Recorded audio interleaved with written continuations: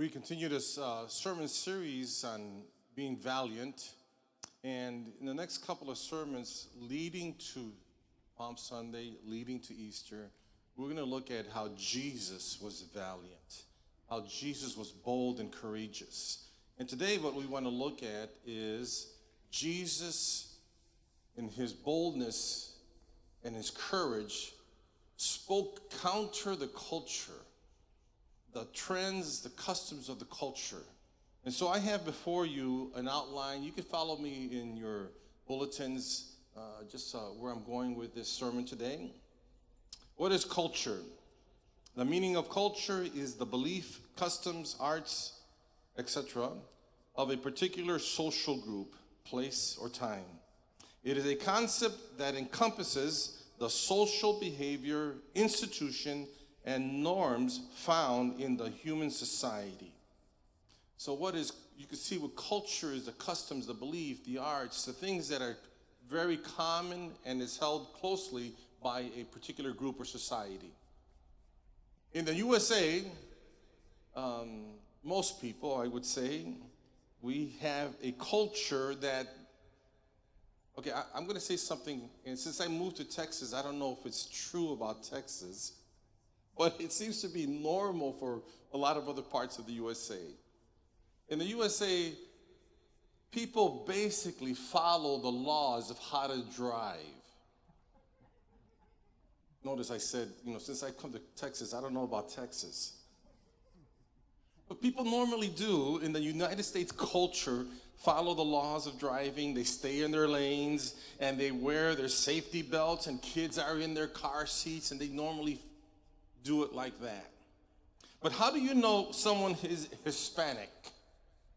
Okay, you know a person, which is a different cultural group, you know they're Hispanic because when they're in a car and it's full of people in the car, someone is yelling from the car to someone on the street and saying, "Súbase, todavía cada más."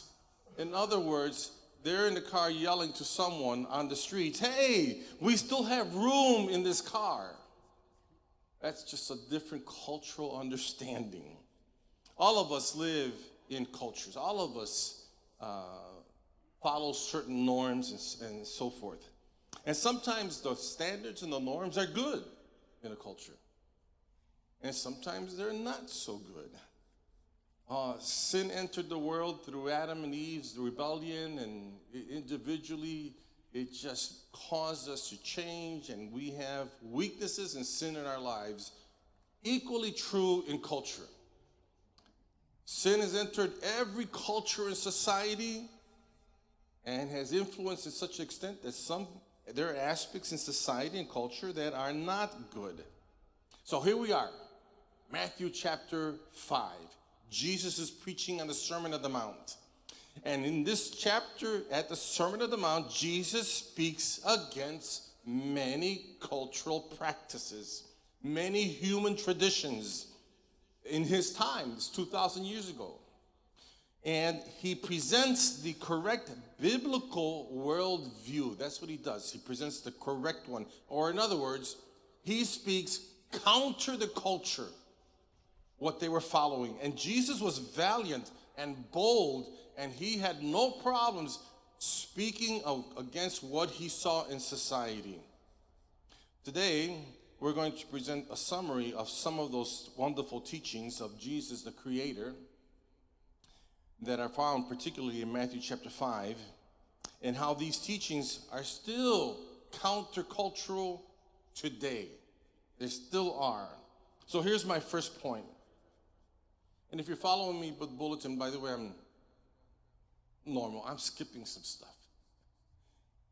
But I want to look at this.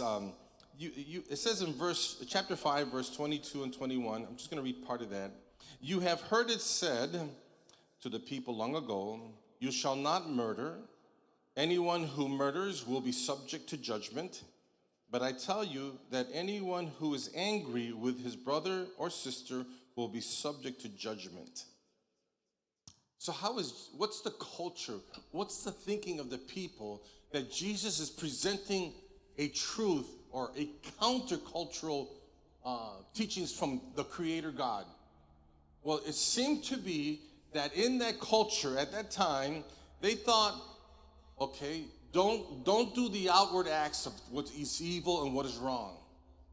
But if you have an inward attitudinal issue, don't worry about it, because God is only concerned about your outward acts. As long as you don't hurt anybody, it doesn't matter what you think or how you feel. That seemed to be the accepted cultural practice. Culture sees nothing wrong in the inward, just don't do something in the outward. And Jesus simply and directly states, wait a minute. God looks more than just at the outward. He also looks at what's inside of your heart. And he, in a sense, identifies acts of violence are rooted in your heart of anger. It just comes out in your actions and in your words. And how many of you, I'd just like to ask your mothers, all women here who've been mothers, you've seen even little kids demonstrate anger and throw a fit and hit a brother or a sister. We would say, yeah, just that attitude of anger is found even in the littlest child. Moms, I sometimes wonder, when that baby was kicking in your stomach, was it also demonstrating even then, before it came out, they had an attitude problem? I wonder about that. So let me get, Jesus is speaking against a cultural misunderstanding and misapplication about the outward anger and not thinking that, the outward actions of murder and not thinking that inward attitudes matter. Both the outward and the inward attitudes are equally judged by God. But when your heart is not right, it manifests itself in actions and in words. Matthew chapter 15, verse 19 says this: "For out of the heart comes evil thoughts, murder, adultery, sexual immorality, theft, false testimony, slander." That's just to name a few. Where do all those outward things come from? They're birthed in the heart. And this is why God is also equally concerned about what's in the heart, even though society may not think that. So what does God require of the person who is angry?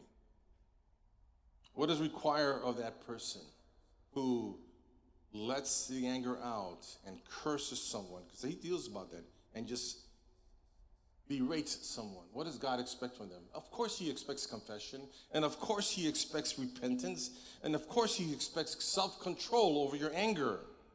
Change your actions, change your attitude.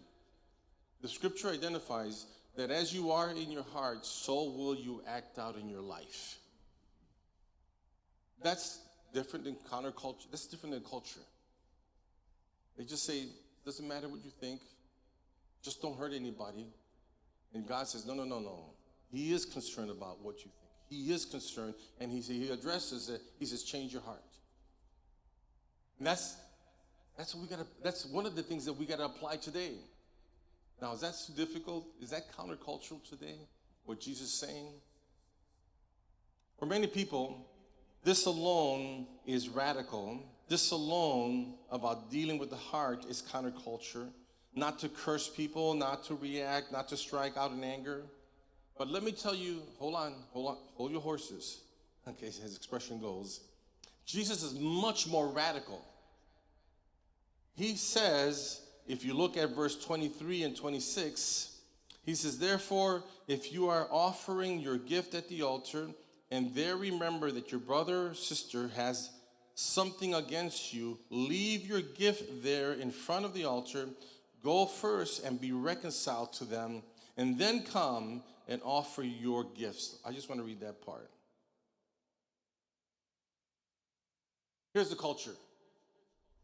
You know what? So you hurt somebody. Let it be. Ignore it. Appease people. Just be nice to them. Keep the peace. Don't confront. Just if they're wounded, let them go. Why treat with them? Why work things out? That's the culture. No, Jesus says, no, that's not my way. That's not the Jesus way. The Jesus way is this. If you have also hurt someone, wounded them by your words, wounded them by your actions, Jesus says, this is what I want you to do. If you know you've wounded them, I want you to go to them and reconcile with them. Most people in our society might say, if you know that you've hurt someone, when they come to you, then work it out. That's not the Jesus way. This is why Jesus' way is radical. He is saying, if you have wounded and hurt somebody and you remember, stop what you're doing and go restore the relationship. Go make it right with the people that are there. At 19 years old, I was in a worship service, and I think the pastor was preaching on this passage, 19 years old. And as he was preaching on this passage, I remembered that my cousin, who I was very close to, his name was Tony, and that I said something or did something that deeply hurt him. And I'm thinking about that as the pastor is preaching. And in the middle of the sermon, I got up, I walked out of the service, and I went to meet with my cousin to make things right. Most people, they might say, oh, mañana, or another day, or whatever it is. Jesus says, no.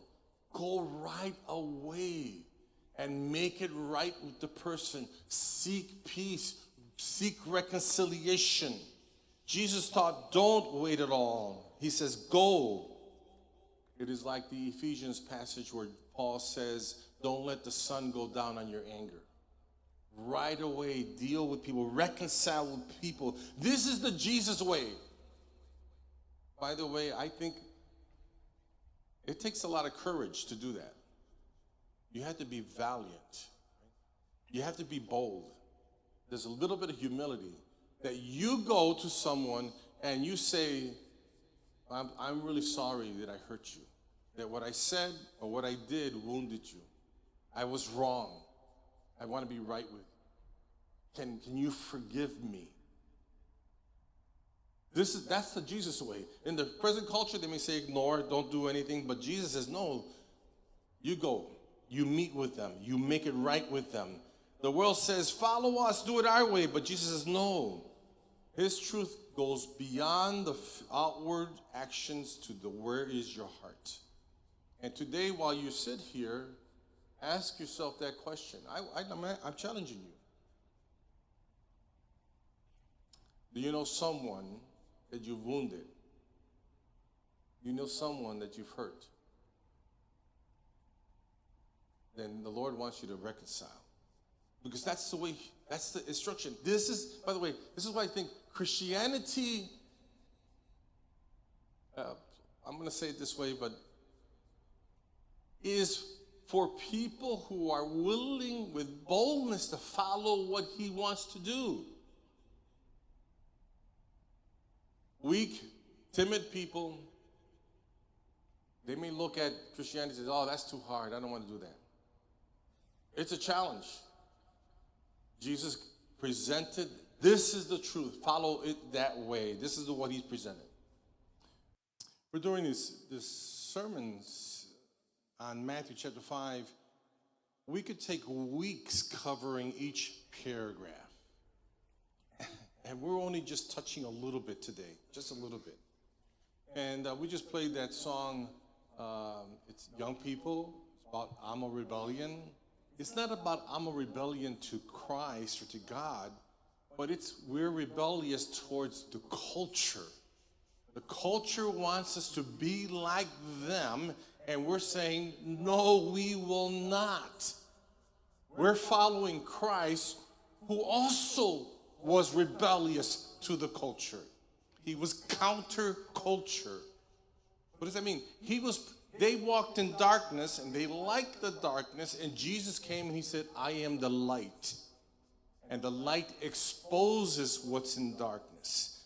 And darkness did not like that. And so we're presenting just a little bit on each one of the aspects where Jesus addressed in the culture. In a sense, he's saying, this is what the culture says. But I tell you, this is the way we ought to live. That's counterculture. And Jesus, in great boldness and great confidence and great simplicity, just showed the difference. And so we're going to wrap it up with these final points. Let's look at chapter 5, verse 38 and on. You have heard it said, that's like saying in culture and so forth, you have heard it said, eye for an eye and tooth for a tooth. But I tell you, do not resist an evil person. If anyone slaps you on the right cheek, turn to them the other cheek also. And if anyone wants to sue you and take your shirt, hand over your coat as well. If anyone forces you to go 1 mile, go with them 2 miles. Give to the one who asks you, and do not turn away from the one who wants to borrow from you. The culture basically says an eye for an eye, a tooth for a tooth. Give back what they give to you in terms of if they give you trouble, if they give you pain, if they give you suffering, give it right back to them. Give it right back to them. He also says that the culture says you don't have to give anything extra to people. Take care of yourself, and forget about others around you. That's what the culture teaches. Jesus, on the other hand, said, no. He said, no, that's not the God way. That is not the Jesus way. No, do good to those who actually harm you and love your enemies. And that was a radical statement in the time when Jesus' people were being oppressed by the Romans. Remember, Jesus is speaking to a crowd of people, and they were poor, and there were others, affluent people. It's a whole crowd of people, and he's telling them, love your enemies. Jesus calls for an unselfish attitude, one not only that refuses to retaliate, but one that does not resist, even when it would be legally and right to resist. So the question comes, do you let anybody abuse you? Do you let anybody bring harm to you? To whom do you turn the other cheek? Earlier in this chapter 5, Jesus said this in verse 11. Blessed are you when people insult you, persecute you, and falsely say all kinds of evil against you because of me. Right. It's very easy to skip the very last 3 words of that verse. The very beginning says, people, you're blessed if you're insulted, if you're persecuted, if people say all kinds of things and come against you. What we often will skip is the last 3 words. Because of me. Because of me. In other words, if people are hurting, insulting you, persecuting, abusing, whatever it is, and it's because you're a Christian, it's because you have faith in God, and because of that, they hate you. Because you are bold about Jesus, they insult you. Because of your faith in the Lord, then he says, if they're doing it because of that, turn the other cheek. That's what it is, because of Christ.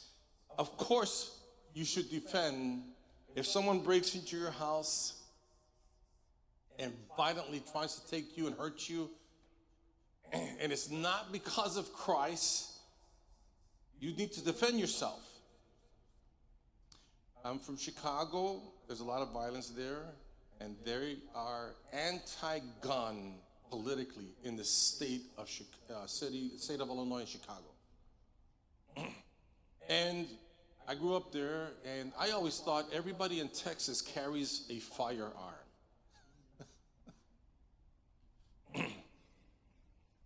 I don't know if that's true. But I remember asking one of the members of my church, do people in this church carry firearms? They said, oh, yeah. And I jokingly, I said, how about Ruth? Ruth is like 98 years old. Yeah. Old.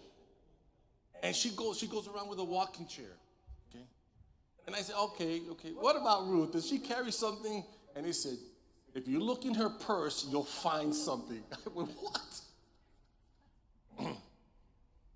This is not a story about whether you can carry guns, you cannot carry guns. I'm just joking around. My point is, we must protect ourselves and defend ourselves, okay? Jesus is saying something a little different. He said, if you are being harmed because of your faith in me, because you're following me, and people want to harm you because you're dedicated to me, he's saying, in that context, turn the other cheek.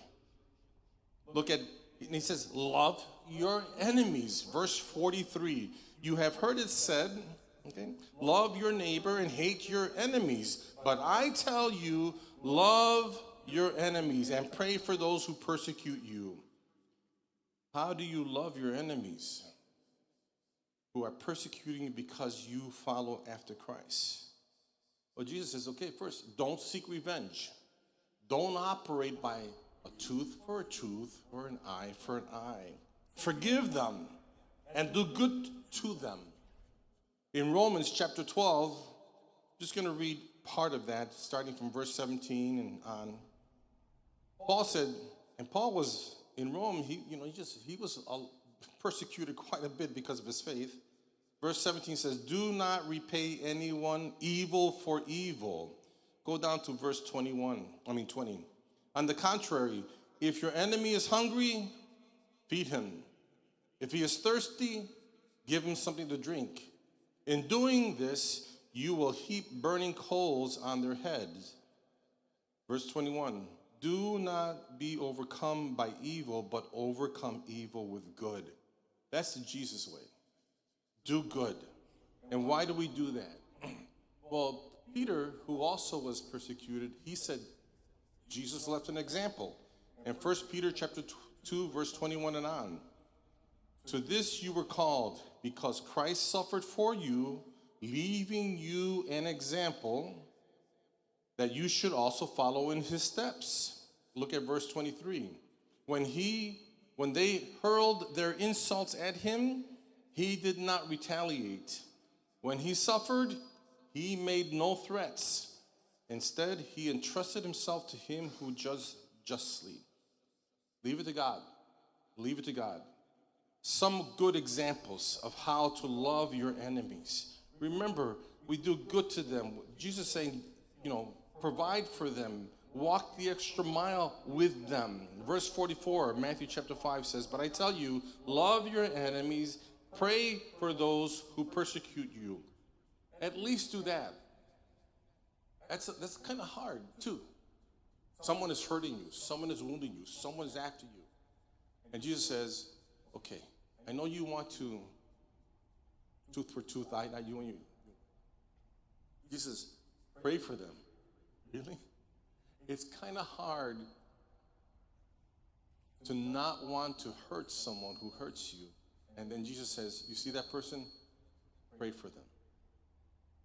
That's one way how you can love your enemies. Let me give you a concluding story. Okay? This is about adversity. And I have an illustration here for this concluding story about how to deal with adversity, conflicts that come your way. The story is told that a daughter, she was complaining to her father how hard things were for her. As soon as I solve one problem, Dad, another one comes up. I'm tired of struggling. Her father was a chef. So her father said, Mija, daughter, come over here. Let's go in the kitchen. And in the kitchen, the father, he set up a couple of pots. And in it, he poured water in them. Excuse me.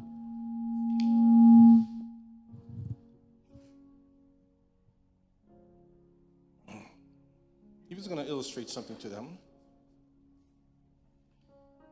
Let's see if I can do this. He had 3 pots. I'm only, I'm using this to illustrate just a little bit, okay? Okay. Aprendió. It's on. Fire's going. Okay? And in one pot, he took a carrot. You know, it's kind of hard and stiff. He put it in there. And another pot, he took an egg and he put it in there. All right, let me just take that out for a moment. And then in a third pot, and he had put water.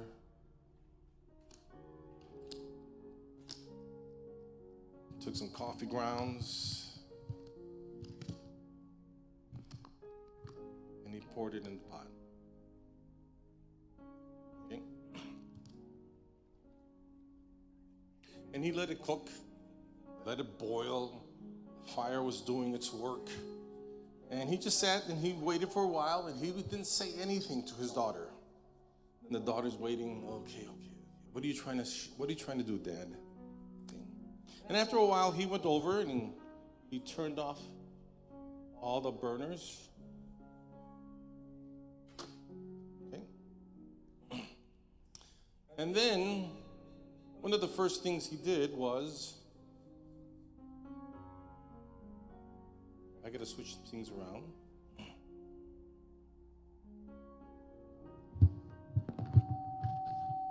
I need a bigger table. Okay. After it had been boiling around, he took the carrot, and all of a sudden, the carrot was, from the heat, had changed.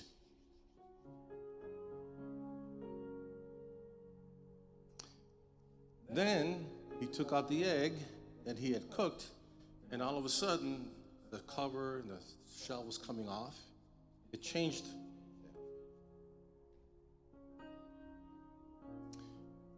Hey, Bert, Reggie, can you get me any kind of cup? Any styrofoam cup? Okay. And then what he did with the coffee, when he had poured that into that section, he took out the mug, the coffee. I forgot to put no, lo que necesito is I want a cup. Okay, great, thank you. Then he took out the coffee.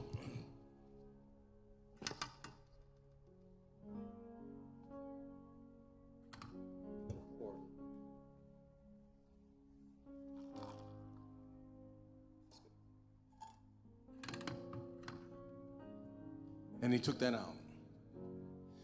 And he turned to his daughter and said, "Darling, Mija, what do you see?" She said, "I see a carrot," she said. "I see an egg, and I see coffee." The 3 things that she sees. And he said, "Look closer, look closer." So she came closer. And she saw the soft carrot, and she saw the egg, the cover of the egg, the shell broken. And she could smell the coffee. And she took some of the coffee and she tasted it and she said, Bustelo, qué bueno. No, she said, "Oh, great coffee." And finally she said, "What does it mean, Father? What are you trying to explain through this?" Because remember, she was talking about life is so hard, it's so difficult. It's like I'm on fire and I fixed this and all of a sudden I got something else I got to fix. And then and once I fix that, then I got something. It's constant problems, adversities, or struggles. And the dad said, "Yeah, the fire is adversity. The fire is problems." You could be like the carrot. That when you face those difficulties, it changes you. The carrot was changed. You could be like the egg, fragile and weak, and you go into a difficult situation, assaulted, persecuted, and the fire changes you. The dad said, "But Mija, All of us need to be more like coffee. Why? It's the same problems, the same difficulties. When we enter it, by Christ's help, we change that. It doesn't change us. By our witness, we change the environment around us. It doesn't change us. And I think about that, and I wanted to share with you a café. So the coffee went down the wrong throat.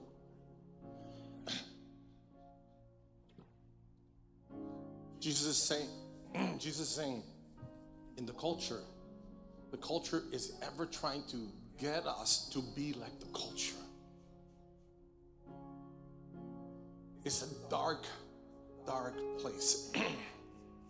And Jesus says, I came into society as the light. And I want you also to be a light. Matter of fact, in the beginning of Matthew, he says, and I want you to be salt. In other words, I want you to change what's happening. And the Lord gives a whole list, says, this is what the culture wants, but this is the way you're supposed to live. The culture demands this. No, don't do that. Go this way. The culture tells you, give up on people. Jesus says, no, reconcile to people. The culture says, hey, if you hurt somebody, forget it. Jesus says, no, go to them. Get right. The culture says, do whatever sexually you want. And Jesus says, no. In your heart, you got to work these things out to be pure, etc., etc. Jesus was counterculture. And it takes boldness to speak against your peers. It takes boldness to stand up for Christ. And Jesus knew that. He said, when you stand up for me in boldness, people will come against you. But now it's good, man. But be like coffee beans. Go into the culture and you change it. Don't let it change you. You change it. So, I want to pray for you. And you stand. Let's stand up. Could you stand together? Let everyone stand.